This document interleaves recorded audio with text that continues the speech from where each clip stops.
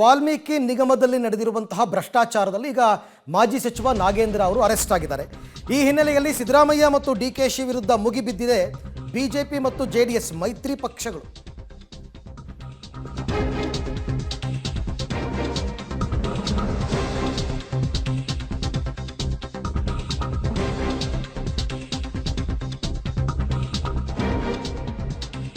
ಸಿದ್ದರಾಮಯ್ಯ ಡಿಕೆಶಿ ವಿರುದ್ಧ ಮುಗಿಬಿದ್ದಿದ್ದಾರೆ ಬಿಜೆಪಿ ಮತ್ತು ಜೆಡಿಎಸ್ನ ನಾಯಕರು.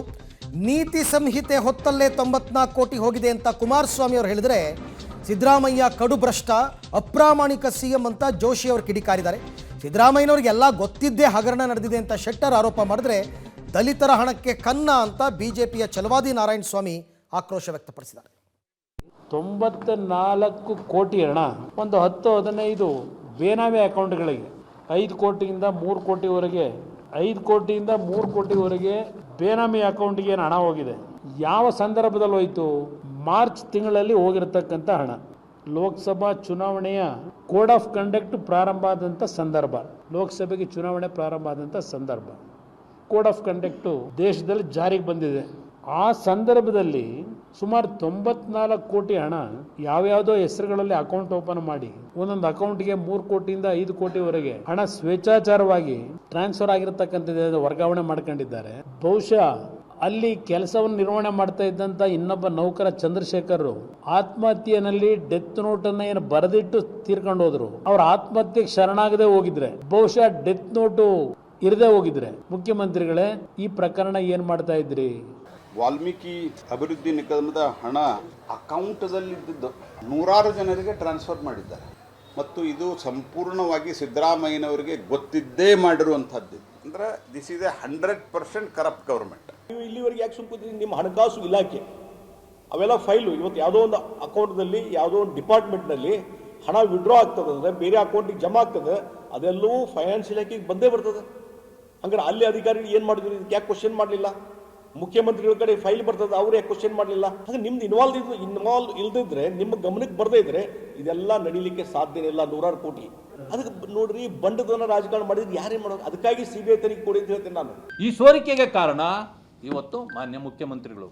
ಯಾಕೆ ಅಂತಂದ್ರೆ, ನಾನು ಮೊದಲಿಂದ ಹೇಳ್ತಿದ್ದೀನಿ, ಬೇರೆ ಜನರು ನೆನೆಸಿದ ಅಂದುಕೊಂಡಷ್ಟು ದಲಿತರ ಹಣವನ್ನ ಈ ರೀತಿ ನೀವು ಇವತ್ತು ಕನ್ನ ಹಾಕಿ, ಖಜಾನೆಗೆ ಕನ್ನ ಹಾಕಿ ಮುಖ್ಯಮಂತ್ರಿ ಹೆಸರು ಯಾಕೆ ನಾನು ಪದೇ ಹೇಳ್ತೀನಿ ಅಂತಂದ್ರೆ, ನಾಮಕಾವಸ್ಥೆಗೆ ನೀವು ಒಬ್ಬ ಮಂತ್ರಿಯನ್ನಿಟ್ರಿ, ಸೋಷಿಯಲ್ ವೆಲ್ಫೇರ್ಗೆ HC ಮಹದೇವಪ್ಪನಿಟ್ಟಿದ್ದೀರಿ, ಅವ್ರ ಕೈಯಲ್ಲಿ ಹಣನ.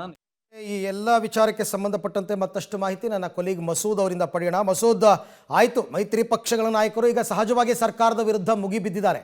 ಆದರೆ ಇದನ್ನು ಏನಾದರೂ ಹೋರಾಟದ ರೂಪಕ್ಕೆ ತಂದು ಇದನ್ನು ತಾರ್ಕಿಕ ಅಂತ್ಯಕ್ಕೆ ತಗೊಂಡು ಹೋಗಬೇಕು ಅಂತಕ್ಕಂಥ ನಿರ್ಧಾರಕ್ಕೆ ಬಿಜೆಪಿ JDS ಬಂದಿದೆಯಾ? ಹೇಗೆ?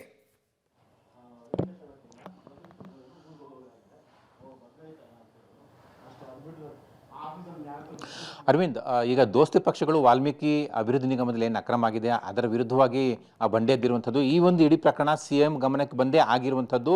ಯಾಕೆಂದರೆ ಹಣಕಾಸು ಇಲಾಖೆ ಅವರ ಹತ್ರನೇ ಇದೆ. 187 ಕೋಟಿ ಅಕ್ರಮವಾಗಿ ವರ್ಗಾವಣೆ ಆಗಬೇಕು ಅಂದರೆ ಇವರ ಅನುಮತಿ ಬೇಕು, ಹಣಕಾಸು ಇಲಾಖೆ ಅನುಮತಿ ಬೇಕು. ಹಾಗಾಗಿ ಎಲ್ಲವೂ ಕೂಡ ಇವ್ರ ಗಮನದಲ್ಲಿದ್ದೇ ಅಕ್ರಮ ಆಗಿದೆ ಅನ್ನುವಂಥ ಆರೋಪ. ಜೊತೆಗೆ ಮುಖ್ಯಮಂತ್ರಿಗಳ ರಾಜೀನಾಮೆಗೂ ಕೂಡ ದೋಸ್ತಿ ನಾಯಕರುಗಳು ಪಟ್ಟು ಹಿಡಿದಿದ್ದಾವೆ. ಈಗಾಗಲೇ ಹೋರಾಟವನ್ನು ಬಿಜೆಪಿ JDS ಒಗ್ಗೂಡಿ ಮಾಡ್ತಾ ಇದ್ದಾರೆ. ಸೋಮವಾರದಿಂದ ಸದನ ಕೂಡ ಆರಂಭ ಆಗ್ತಾ ಇದೆ. ಸದನದಲ್ಲೂ ಕೂಡ ದೊಡ್ಡ ಮಟ್ಟದಲ್ಲಿ ವಿಭಿನ್ನವಾಗಿ ಸಿದ್ದರಾಮಯ್ಯನವರ ವಿರುದ್ಧ ಮತ್ತೆ 187 ಕೋಟಿ ವಾಪಸ್ ಬರಬೇಕು ನಿಗಮಕ್ಕೆ ಅನ್ನುವಂತಹ ಆಗ್ರಹ ಇಟ್ಕೊಂಡು ಪ್ರತಿಭಟನೆ ಹೋರಾಟ ಮಾಡೋದಕ್ಕೂ ಕೂಡ ಮುಂದಾಗ್ತಾ ಇರುವಂಥದ್ದು. ಈಗಾಗಲೇ ಬಿಜೆಪಿ ಮತ್ತು JDSನ ವಿವಿಧ ನಾಯಕರುಗಳು ಈ ಸಂಬಂಧಪಟ್ಟ ಈಗಾಗಲೇ ವಾಗ್ದಾಳಿಯನ್ನ ಮಾಡಿರುವಂಥದ್ದು. ಮುಖ್ಯಮಂತ್ರಿಗಳ ರಾಜೀನಾಮೆಗೂ ಕೂಡ ಆಗ್ರಹ ಮಾಡ್ತಾ ಇದ್ದಾರೆ. ಇವತ್ತು ಕೂಡ ಬಿಜೆಪಿಯ ದಲಿತ ನಾಯಕರು ಸುದ್ದಿಗೋಷ್ಠಿ ಮಾಡಿ ಮುಖ್ಯಮಂತ್ರಿಗಳ ರಾಜೀನಾಮೆಗೂ ಕೂಡ ಆಗ್ರಹ ಮಾಡಿರುವಂಥದ್ದು. ಜೊತೆಗೆ ಈಗಾಗಲೇ ಸಚಿವರಾಗಿದ್ದಂತಹ ನಾಗೇಂದ್ರ ಅವರಿಂದ ರಾಜೀನಾಮೆ ಪಡ್ಕೊಂಡಿದ್ದೀರಿ, ಆದರೆ ಮುಖ್ಯಮಂತ್ರಿಗಳಾಗಿರುವಂತಹ ಸಿದ್ದರಾಮಯ್ಯನವರು ಕೂಡ ರಾಜೀನಾಮೆ ಕೊಡಬೇಕು ಅನ್ನುವಂತಹ ಆಗ್ರಹ.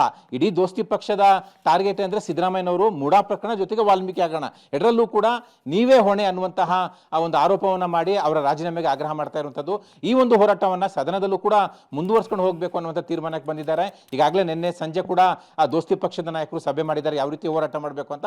ಸದನದಲ್ಲಿ ಹೋರಾಟವನ್ನ ತೀವ್ರಗೊಳಿಸಬೇಕು ಅನ್ನುವಂಥ ತೀರ್ಮಾನಕ್ಕೂ ಕೂಡ ಎರಡೂ ಪಕ್ಷದ ನಾಯಕರು ಬಂದಿದ್ದಾರೆ. Arvind, okay, thank you Masood, ತಮ್ಮ ಎಲ್ಲ ಮಾಹಿತಿಗೆ ಧನ್ಯವಾದ. ಈಗಾಗಲೇ ನಿನ್ನೆ ಮೈಸೂರಿನಲ್ಲಿ ಒಂದು ಪ್ರತಿಭಟನೆ ಮಾಡಿದ್ದಾರೆ ಬಿಜೆಪಿ ನಾಯಕರು, ಅರ್ಧಂಬರ್ಧ ಅದನ್ನು ಹತ್ತಿಕ್ಕಿದ್ರು ಮೂಡಾ ವಿಚಾರಕ್ಕೆ ಸಂಬಂಧಪಟ್ಟಂತೆ.